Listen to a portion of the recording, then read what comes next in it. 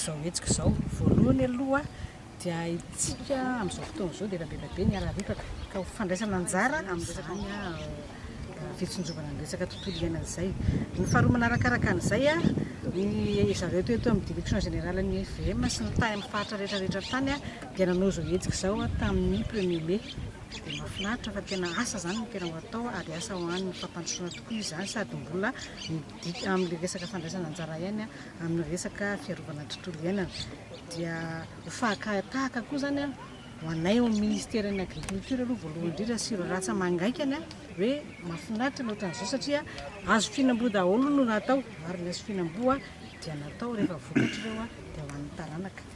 Dia noho izany zany dia ho fitsinjovana ireo taranaka satria ireo ankizy miasa zanaky mpiasa tanatin'ny FVM no tsy hijinja ny vokatra izy ireo rehefa mamokatra izy ireo.